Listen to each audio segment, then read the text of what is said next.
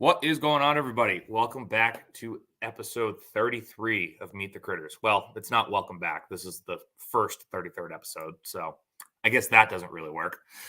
But thank you, everybody, for coming back. We have a fun one. We have a returning guest. Tyler is back on. Going on, buddy? Hey, guys.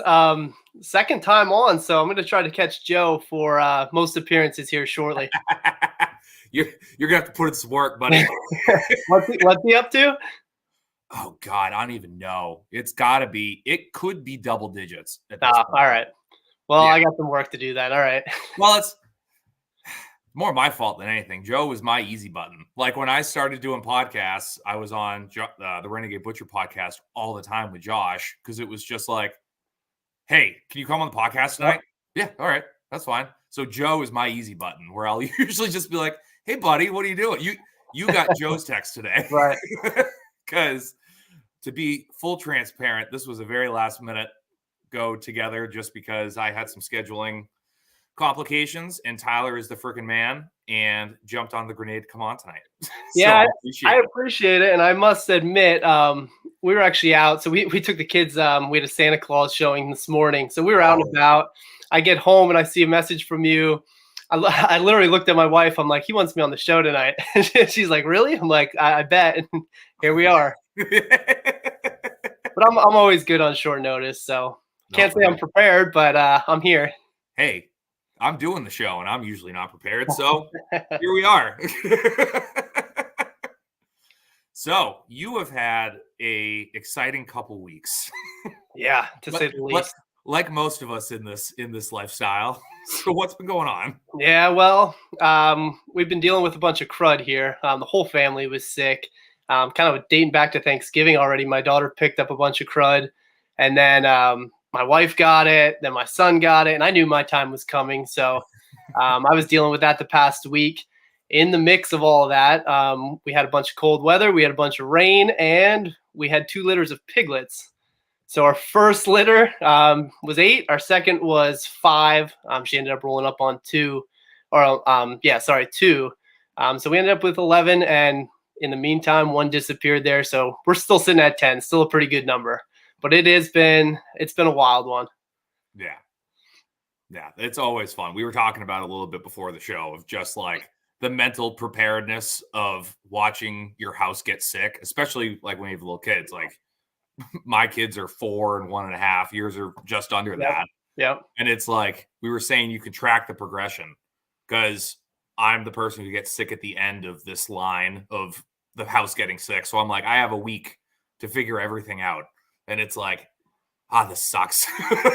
Right. And there's no way around it. You do everything you can to prevent it. And then unfortunately, we passed it off. My in-laws have it now, so that always sucks. Because we obviously we work, so we have childcare. They come over and watch the kids, and now they're sick too. So I guess that's life. That's always the great text to get from like a family member, like a parent that watches the kids, and like a week later, it's like your child got me sick. I'm like, right? Yeah, no, you watched them in that time, so yeah, I'm sure they did. I apologize. Thanks.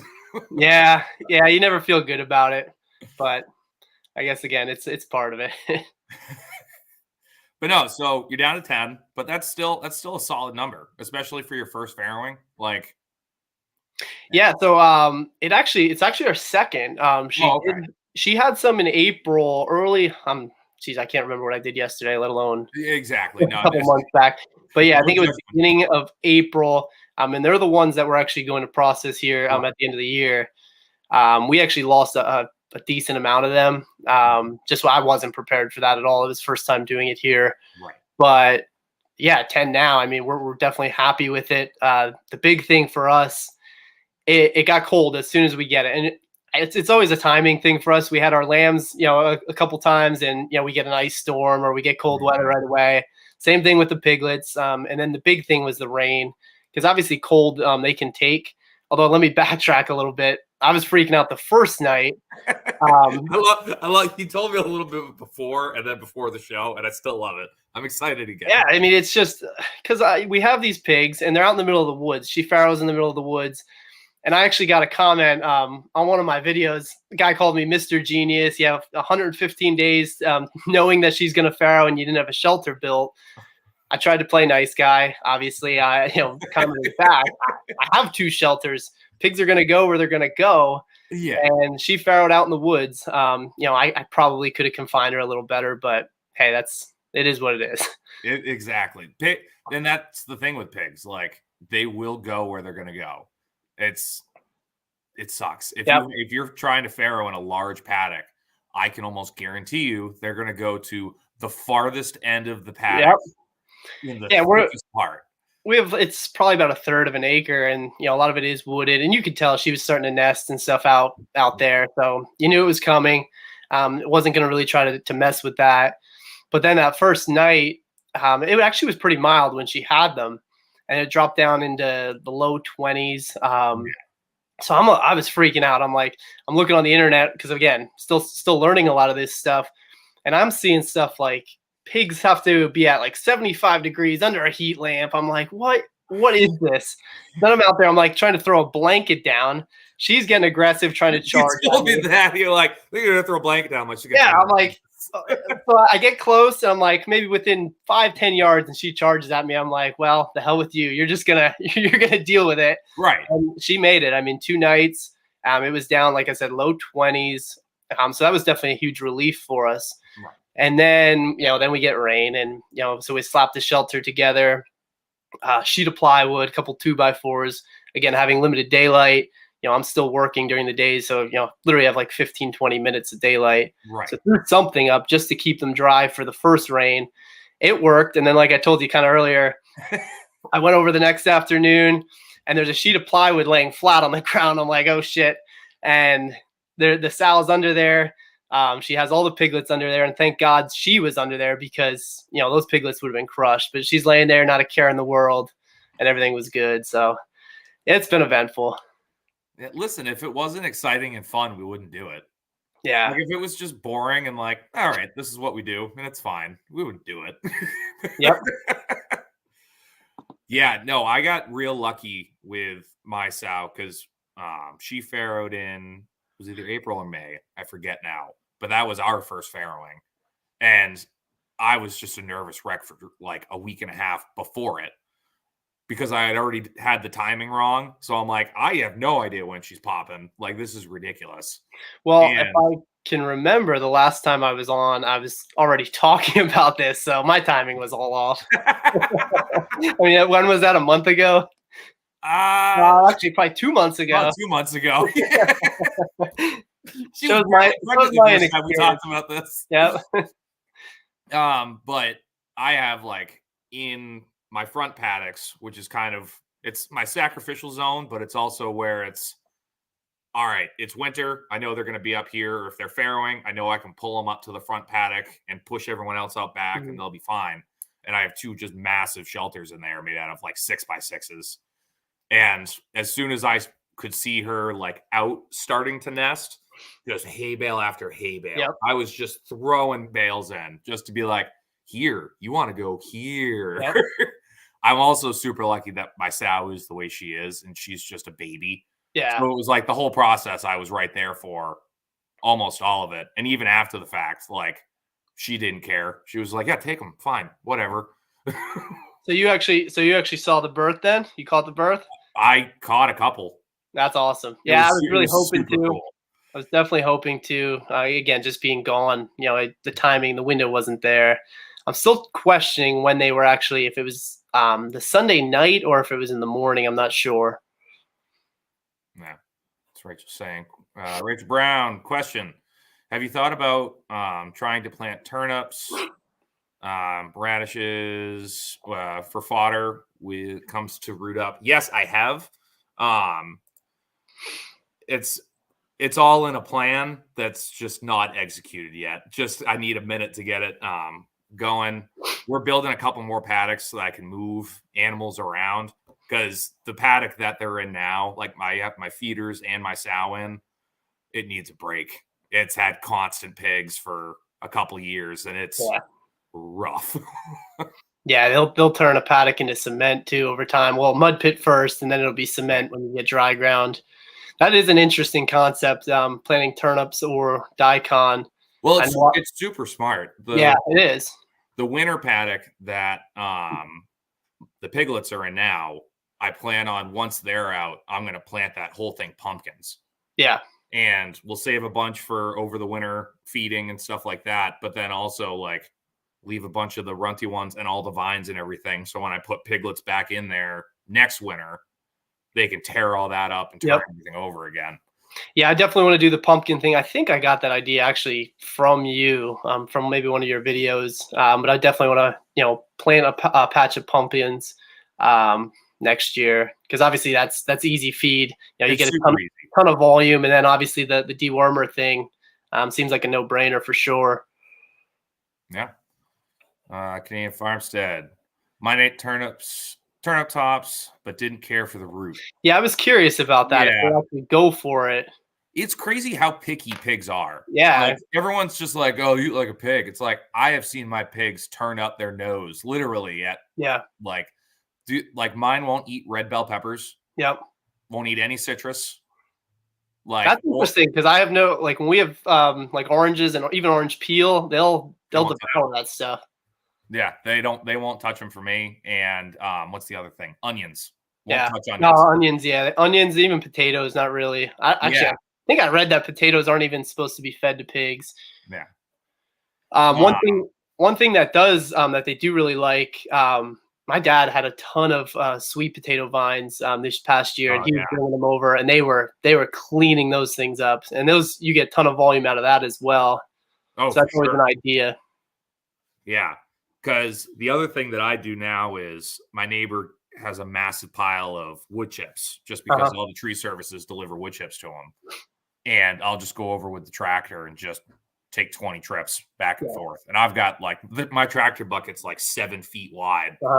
So I'll just load up their paddocks with all these wood chips and branches and stuff like that. And they go through and they'll eat the leaves and stuff like that through it, but they're also spreading everything out, spreading all the wood chips out. Because like I said, their paddock is just wrecked. Yeah. So I'm like, if I can put in as much carbon as I can into that soil for them to turn in, yeah, absolutely, the better.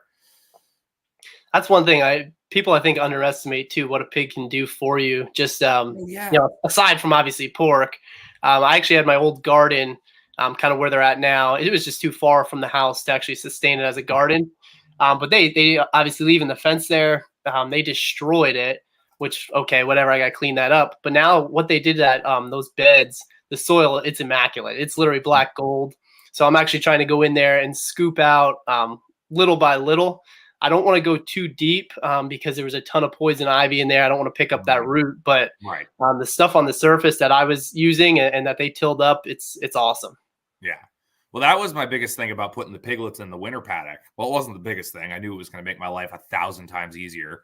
But also, I've had cows on it for the past 3 years. Yeah. And a horse. So it was just destroyed. Like, there's just patchy spots everywhere.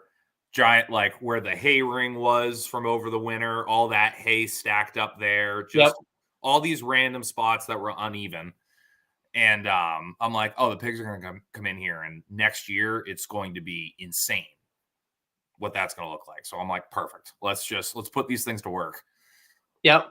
Yeah. I mean, we could all probably learn a lesson and try to move them a little more frequently. But until you're actually doing it, it's not moving pigs is the easiest thing. Yeah. Yeah. I've gotten a lot of TikTok likes off the fact that moving pigs sucks. I think I've done like 6 TikToks about that. Yeah, I mean, that's why we haven't moved them from where they are. I mean, we haven't had them that long. They're still doing good work in our paddock that we have them in now. It is cool that it was all, thick underbrush and they wiped that all out. That's crazy. But we definitely got to move them next spring. And, we have another paddock that's similar. Where we have our sheep now. We kind of call it our main corral for our sheep. In the event that I feel like I got to lock them down, I'll throw them in there and lock the gate. But I'm planning on getting pigs over there probably in the spring. Nice. It's all about growing it, and that's That's the cool part, and the shitty part about it is it's Yep. like, yeah, I got to build it to get to this and to like advance any further. You got to build it, and you have to have a plan really ahead Yes. of time. And I know we were talking, before this, now having 17 pigs on our farm, we have to commit to a plan here very soon, actually, because if we want to sell them as piglets, that It's won't be too far yeah. out. That'll only be a couple months. But if we're going to raise them out, well, then okay, we have to build the infrastructure. We have to have some plans in place, because we can't just have 17 pigs running around together. It's a lot. Yeah. Yeah. Now, obviously, we're going to butcher some. Right. I told you we're going to butcher some here, I think, like the weekend of New Year's. And then, sporadically throughout January. But we'll still have a good 10, 12 pigs. Yeah. People underestimate pigs just in general. That's a lot of, it reminds me of that scene from, what is it, Bridesmaids, where Melissa McCarthy has all the puppies.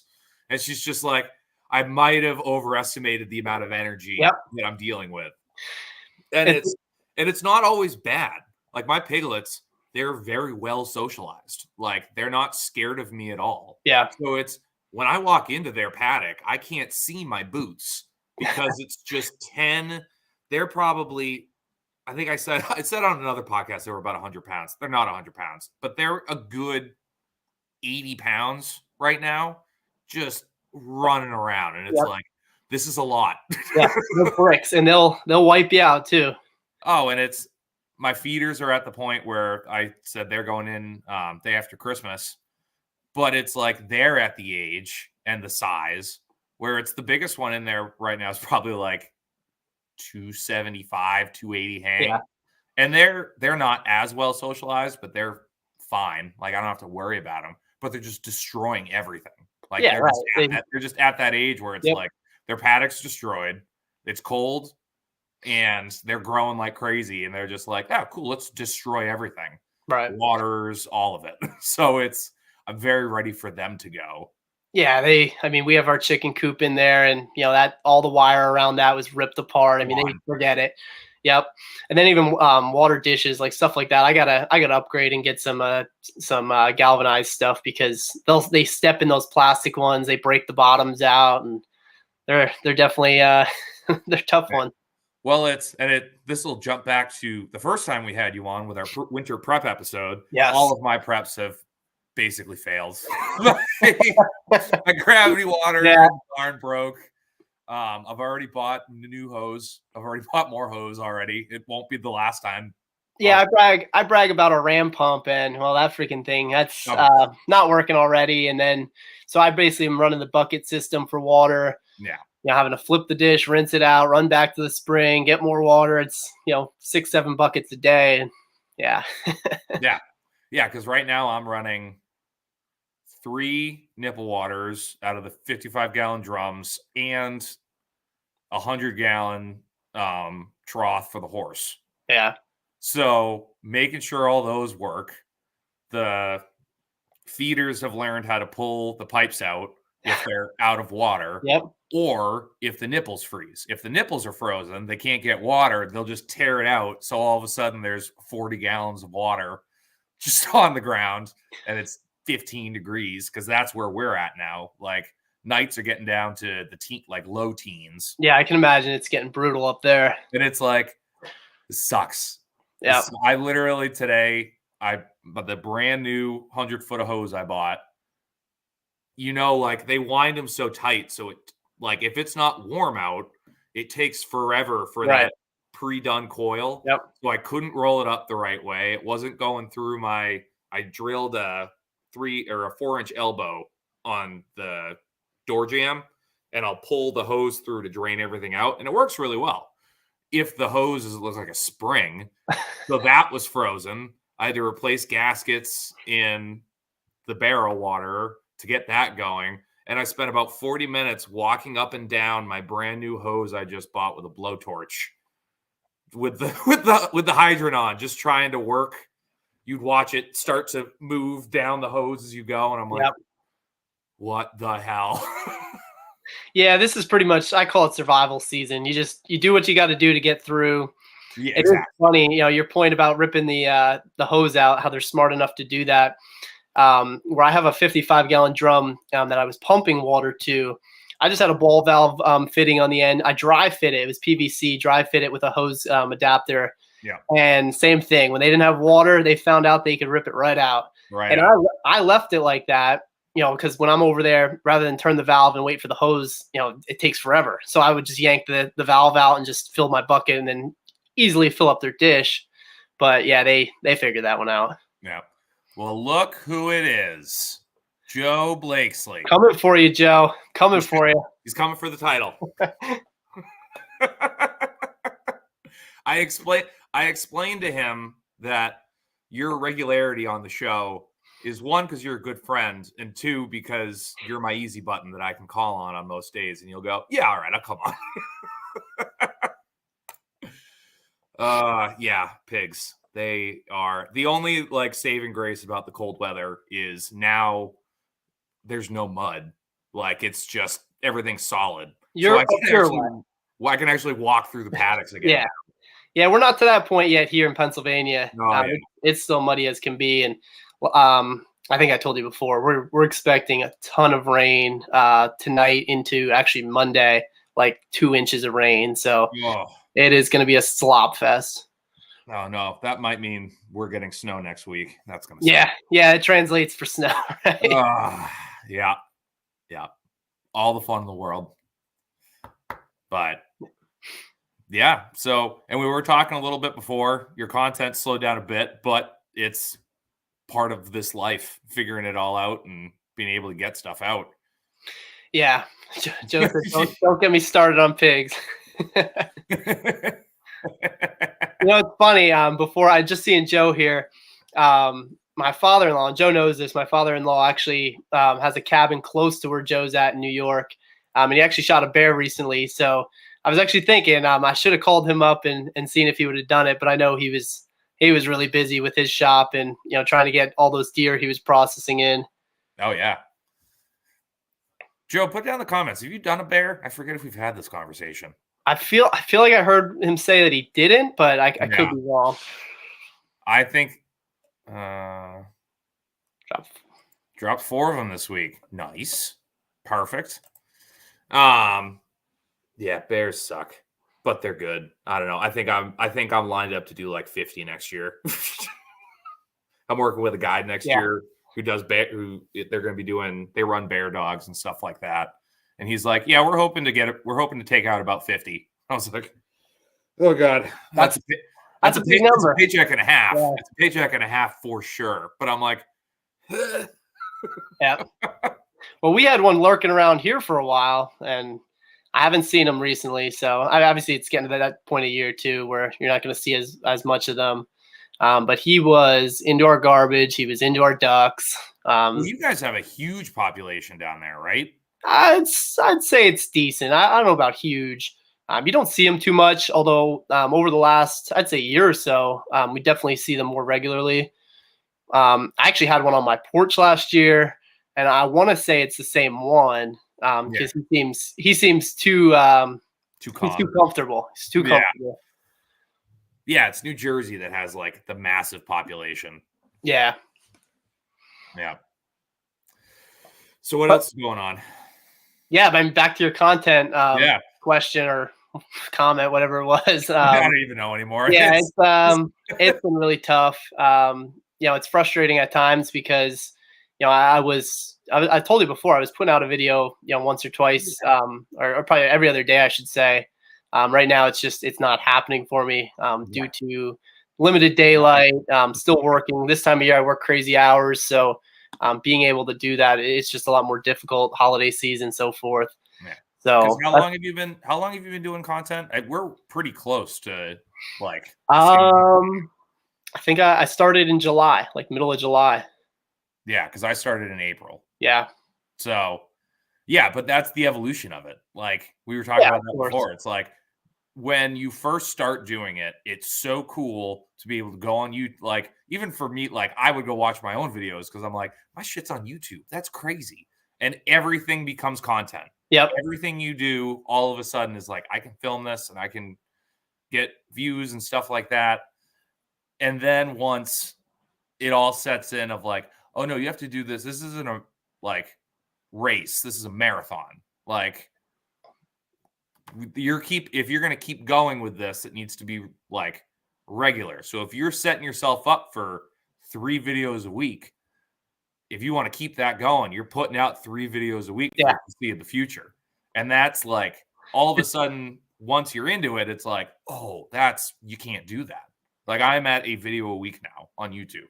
Yeah. Just because I'm like, I can't keep up with everything else. Yeah, it's tough too. And all the editing and things like that. I have tons of ideas all the time, but being able to actually get out there, communicate it, and then again you have to edit. That always takes a ton of time. And I don't know about you. I have a terrible tendency. I'll get all these ideas when I'm in the car. So it's like, all right, how am I going to, I can't write this stuff down right now. I really should just start like recording my voice or something. Right. But then I'll get home. I'll think of it. I'm like, what was I going to talk about? And I have no clue. I'm like 20 steps down the road. No idea. So well, that is the difference because I work from home. So I have the shop at the house. So I look at the calendar for the week. I'm like, what's coming in this week, what's going out this week, and what needs to be done on the farm. And it's like, if there's multiple things in a week to film, I've gotten to the point where now I do film it. I won't edit it for a little bit and I'll get to it, which I need to get back in the habit of editing day of. Yeah. Yep. Because if not, that's when editing sucks. Editing sucks when all of a sudden it's a week after you film something. Right. And you're like, I don't even remember the context of like if I put any like funny jokes or whatever in it, like I don't remember where those were to like put something next to it I'll just scroll through the entire thing. Am I talking? No? Cool. Fast forward. Like it's kind of one of those things.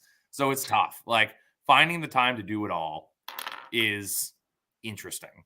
Yeah, I would like to get to a point where I'm getting stuff out in advance, where I schedule it out. Like I already got a couple videos in the queue, so I'm already ahead. But it's just not there yet. Yeah.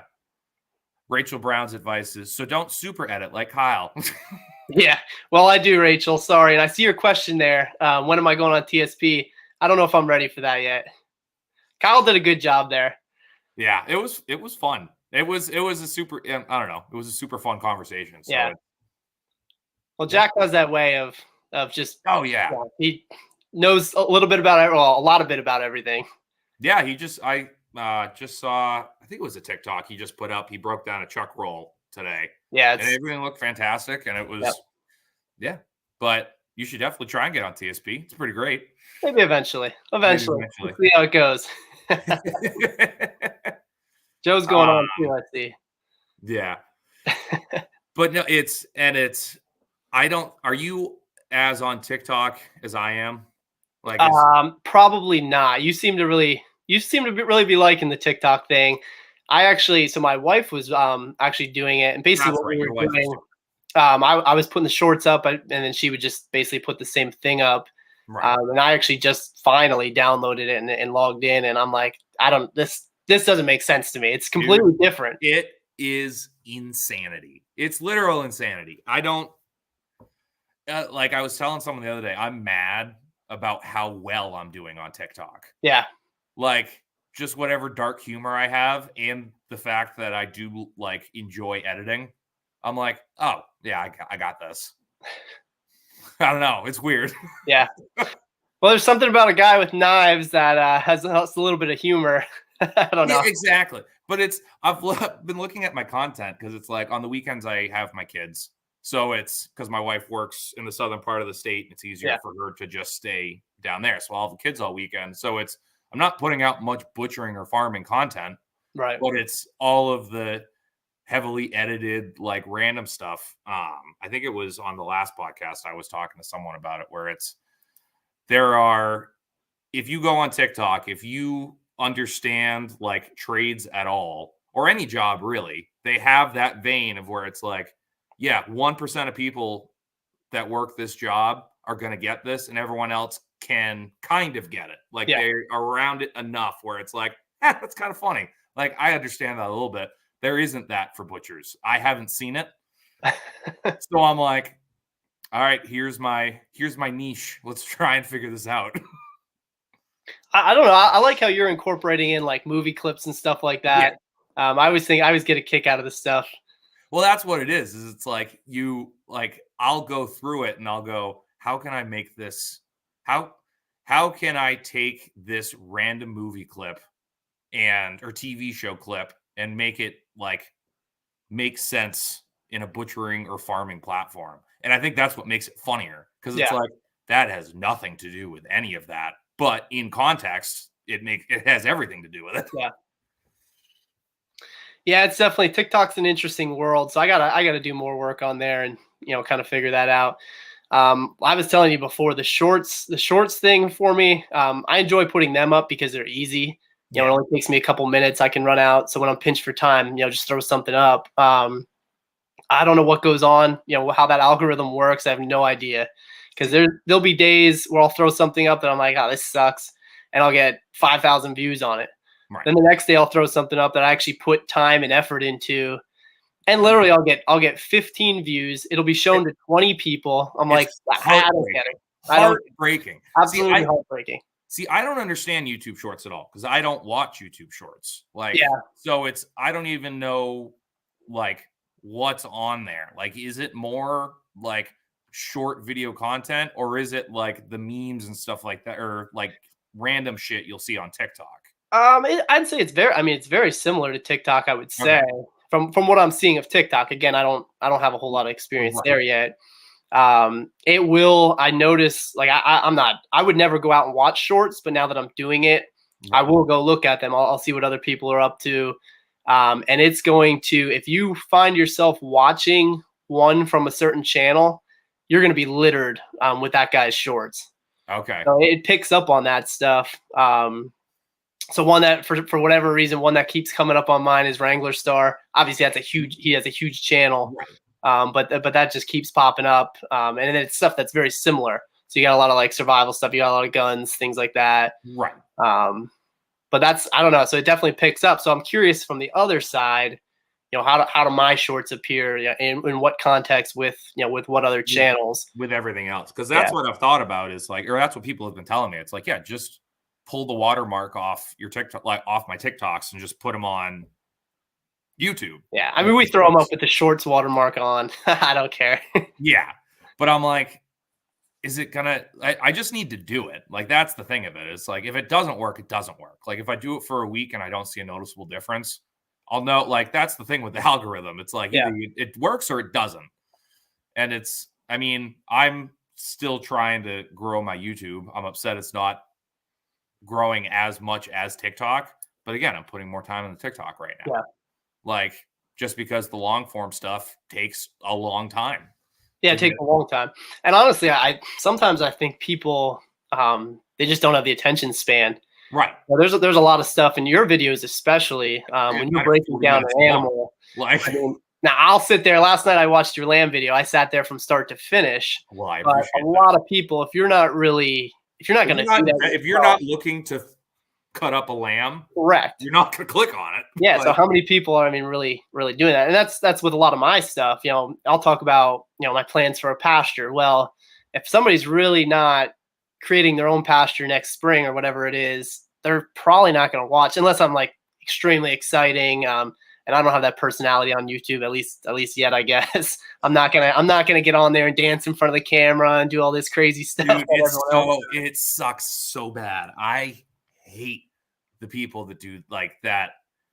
Enter the frame of like, hey, everything's magical and fantastic. Yeah, Welcome back to my YouTube channel, well, and I'm like, no, like, be a person.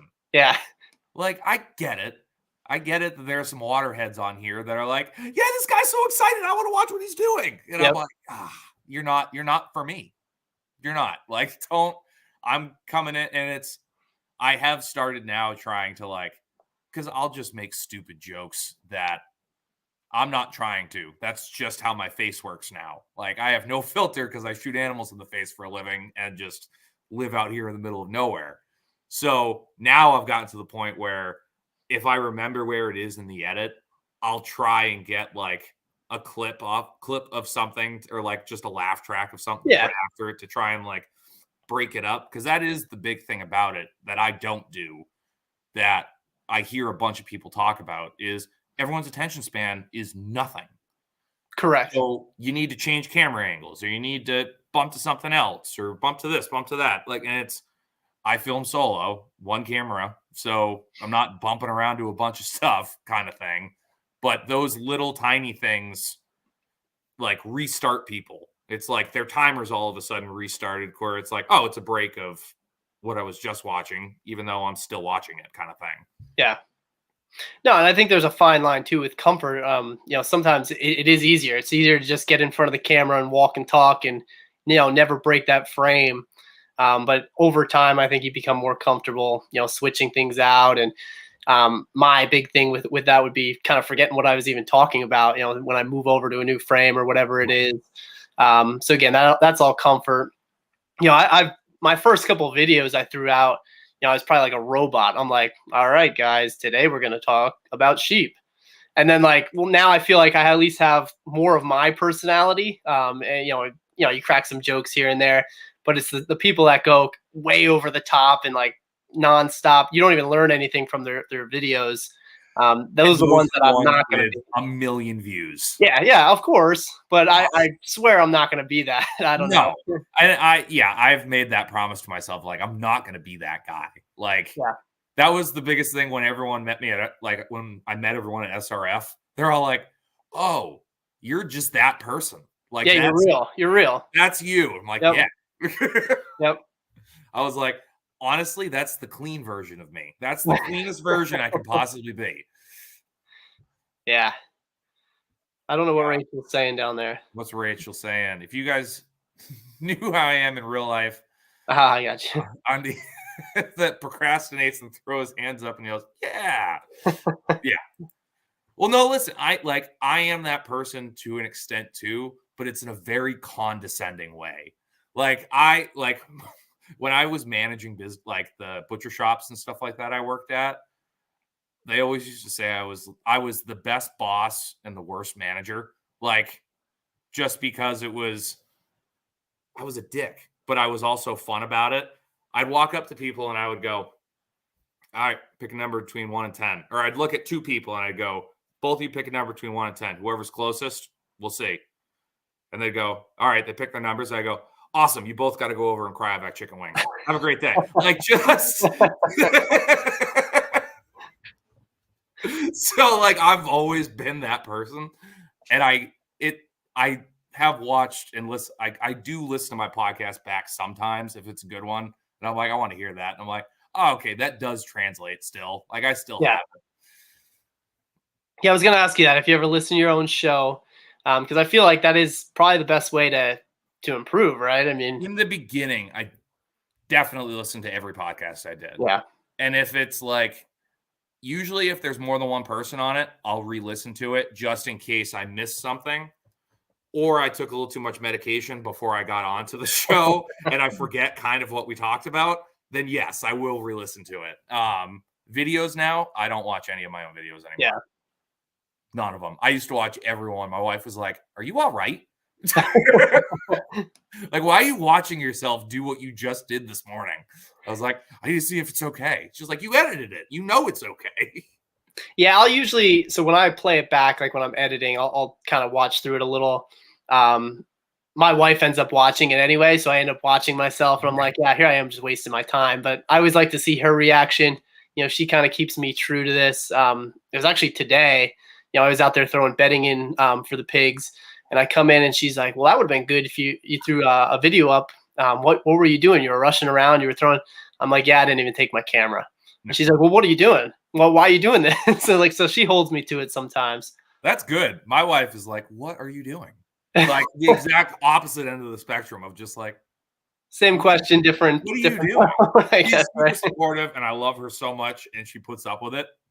But there are times where she's just like, all right. Because I'll still, with TikTok, and again, it's so weird how the notifications work and how all that goes. I'll rewatch my TikToks because I made them and I think they're fucking hysterical. Like, I will just sit and laugh at my own TikToks like somebody else made them and be like, this guy's pretty funny. Like,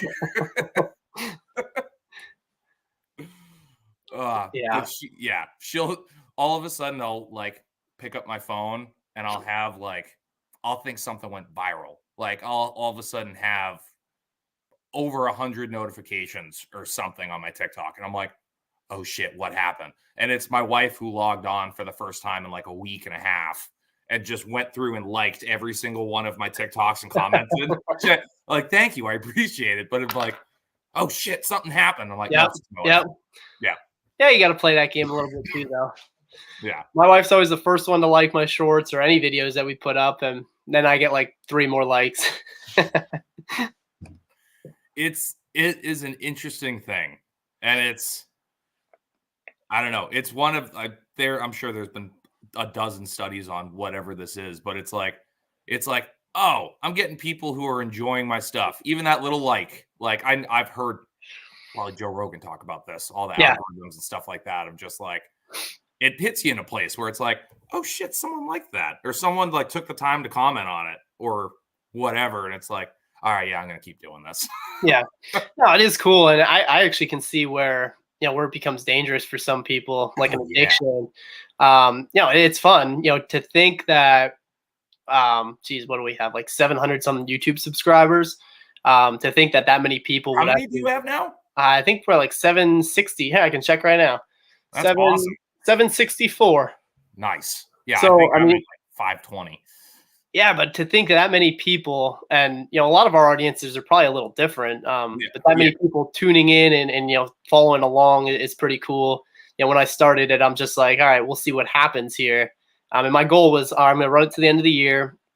There's really no traction. Well, then I'll probably just, it is what it is. But I definitely feel like we've gotten some good traction, and definitely you're feeling it for sure.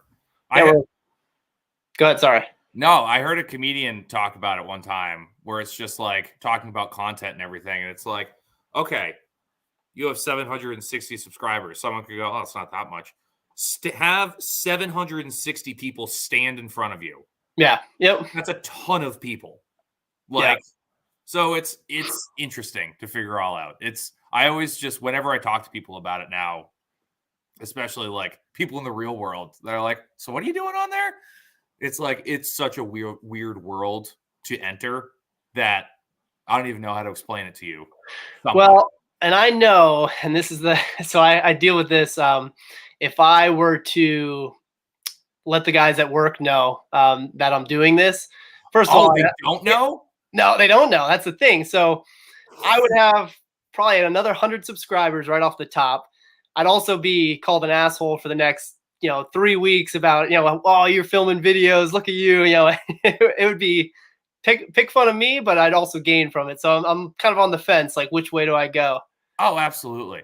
Oh, I'll still have buddies that'll just be like, how's TikTok going? And yeah, right. And that's what it would be. Yeah. And you just got to let that one go. Yeah. I don't care anymore. I'm just like, I have no shame. Whatever. Yeah. I mean, my close friends, they all know, but like I said, the guys at work, holding that one off for now. We'll get there. We'll get there. Till you get on Rogan, then it's like, oh no, he was doing videos the whole time. We had no idea. Now he's on Joe Rogan. That's the thing. Maybe one day I'll drop a bomb on him. Be like, guys, I'm going on this show tonight, and what? Oh my god, No, I always joke it's the closest thing to coming out of the closet. For sure. Because it's like one way to put it.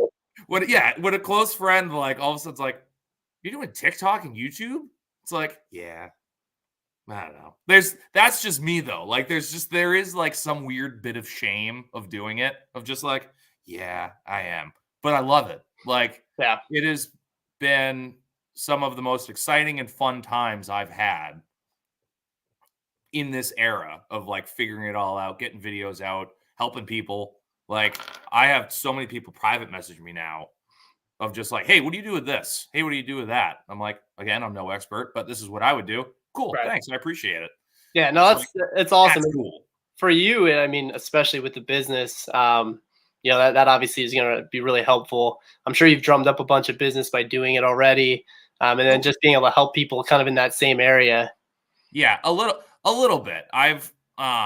What I've seen most is I'll usually, because now I have it in my cut sheets now, like with the signature for all the processing stuff, I have in there your product may be used in filming and stuff like that, just to cover my ass on everything. And I'll usually bring it up because people don't read it. They just sign. Yeah. And I go, hey, by the way, I'm doing it. And they go, oh, yeah, no, we watch you all the time. I'm like, that's so weird. Like, it's still weird to me when people are like, hey, I watched your stuff. I watched your video the other day. It was pretty great. I'm like, why are you watching that? Like, it's like, thank you for watching it. But no, that's awesome. That's awesome. I don't know. Kentucky Sustainable Living down here. At least it's not. Yeah, I saw that one. Jason, I am one bad month away from spreading cheek, buddy. So I'll keep you posted. I don't care anymore. Yeah, we have good time. Yeah, yeah. I mean, that's what this podcast devolves into. The first half hour or so is like solid. And it's like, we're having great conversation. We're figuring stuff out. And then it just devolves into this. Yep. But it's of my own creation. That's the way I want it. I found Kyle's second secret TikTok account where he does all the dances. I guarantee you didn't. You'd never guess the name. Jason, Kentucky Sustainable Living. I'm not paying. I want it for free. Everyone's got to pay their way, Jason. I love when we're just talking. I look in the comments and you just start laughing. Yeah, exactly. Now I really enjoy doing these live, and it's like part of the reason you're here today. I was figuring out with another guest. She couldn't do it tonight. She could do it tomorrow, and I was like, well, we'll pre-record. And then I was like, well, if you can do it next Saturday, let's just do it then. And she's like, yeah, I think live sounds like more fun. And I'm like, it is, because it is nice to have the comments, like, and to have people interact with it. Yeah. It's really cool. And it's especially the majority of the people in the chat are in the chat every week. And I love all of you. And usually Rachel's in here yelling at people to like and subscribe and everything. So it's great. But it's just fun to have that feedback in the middle of a conversation. Canadian Farmstead, Backwoods Horsetail 603.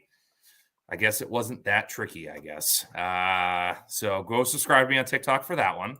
Yeah. Everybody look that one up. We'll see what's actually on there, because I'm sure it's an account. Oh, I'm sure it is. And if it's not, I should go get it. So, what are the plans? What's coming up? What are you trying to get done? Yeah. So that's the thing. Pigs. We'll talk pigs real quick again. Not to go too far onto that, but got to figure out what I'm gonna do with these piglets. I know I mentioned to you, sell them as piglets. That's probably the easiest way to do it. Definitely make a couple quick bucks that way. Or do I expand and raise these out? Obviously, then you have your feed costs, which is going to be pretty hefty with that many pigs. But I know I could sell them. If I started telling guys, hey, you want a pig next year, they're sold within a couple. Honestly, within a couple minutes if I ask around. So we could go that route. Obviously, then you have to deal with processing, whether you're going to do half wholes. I don't want to get into the whole USDA thing. From everything I hear, can be a nightmare, especially for a first timer. So if anything, it would be kind of like that half and whole, sell the live animal, right? Exactly. So I don't know. I'm debating that. Obviously, then we're going to need infrastructure, things like that. So I'm kind of on the fence with everything else. What's that? No pun intended. Yeah, seriously. Yeah, I mean, you're the expert. You tell me. What do you think? Well, Canadian Farmstead kind of took the words out of my mouth. Market for pigs is tough this time of year up there for him, but this is a tough time of year to sell piglets. Correct. In general, because most people are not like set up to do piglets over the winter. Right. So, I mean, it would obviously be, they typically will sell them once they're weaned, correct? Yes. Yeah. So, I mean, we got a little bit of time. It would be, you got a little bit of time, but again, I would start posting now and be like, if you're going to sell some, because I think it's a great idea to sell some. Yeah. Because what you're doing when you're selling some is you're giving yourself a bit of a buffer for a minute. of like, all right, cool, I'll buy a bunch of feed right now or do Correct. this, that, and the other to raise the rest of them. But yeah, I mean, you can grow some out and do the halves and wholes, and it works fantastic. But again, it's the age-old battle where it's like you're putting a bunch of money in these things to hopefully get a bunch of money out of them. Yeah. But it's the money and the time that goes into them, and that's where it gets tough. Yep. Yeah, that's the biggest thing with pigs, and I talk about it endlessly on our videos. Is just the cost, and I don't think people understand the amount of feed that It's a they lot. consume. And Joe's absolutely right. I apologize. I got caught off by the question. Give it about 3 months. Like sell them at that age. Yeah. Yeah. So we'll definitely plan that one out. Like I said, you kind of have to commit to something here soon to at least get going. And then as far as everything else, we're expanding our sheep pasture in the spring. So I have about a 4 to 5 acre field across the street from my house that I'm going to fence off. That's going to be Tencel. Right now I only have 6 sheep. Hoping we get some lambs here late winter. And then I'll actually probably go out and get a couple more. I would like to at least get up to like 10 or 12 next year. So we'll kind of see what that brings. But we're going to have, we have the land to do it. We still have about 2-3 acres that hasn't even been completely fenced off yet that we started this year. So we got a bunch of area to rotate them through. And sheep are easy, man. They, I don't put a lot out on our sheep because honestly, there's not a lot going on. There's not a lot to do. Yeah. So they're awesome. So yeah, that's kind of our plans right now. Cattle maybe way down the road, but we'll talk another day about that. Wait, please. Yeah. I know sheep are one of those things where it's every now and then I'll be like, what about getting some sheep? And then I kind of slap myself of like, stop it. No, not right now. Don't like. And the part of it to me is I like lamb. Lamb's fine. And I know I'd be selling it. Like if I was doing lamb at scale, I'd be selling the lamb. So it wouldn't all be for us. But I'm like, the carcasses are too small. Like, I don't want to deal with that. Like, because again, I'm coming at it from a butcher perspective as I look at all of it. And I'm like, yeah, no, it's not worth it. Not worth it for me. I don't know. I was watching your video last night, and I know you kept saying it was a smaller lamb, but I'm looking at it, I'm like, damn, this isn't a lot of meat. Here I am, like, I want meat. It's tough because there also isn't a ton of variation on lamb. Like what I did in that lamb video, pretty much it. Like obviously you can do steaks and stuff like that with the legs and like there's a couple variations, but at the end of the day, if you have the big Katahdins and stuff like that, they can get to like 50 to 60 pound hang weight on some older mutton and stuff like that. But you're not dealing with a ton of meat off of it. It's more of that in the United States, it's more of a novelty almost, like to the extent that people eat lamb.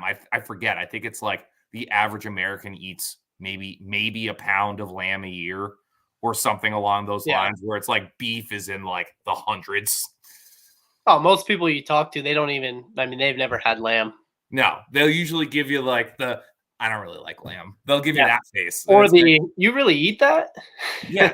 Yes, of course I do. Lamb is delicious. Yeah. I have nothing bad to say about it. I'm just saying for my freezer, I'm like, yeah, I don't need 10, 15 sheep running around. Yep. Like, it's just not. Well, I circle back though that, they're honestly so easy. Oh, so easy. It's almost a no-brainer that, they're going to maintain your pastures and you don't do anything with them. You really don't do anything.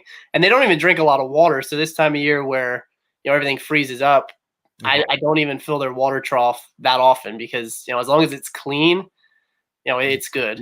You have to worry about it. And we got Jason in here just contradicting me. Real nice, Jason. But no, Jason says, I want to make the switch to eat more lamb instead of beef. And he raises a bunch of lamb. So that's probably a good plan.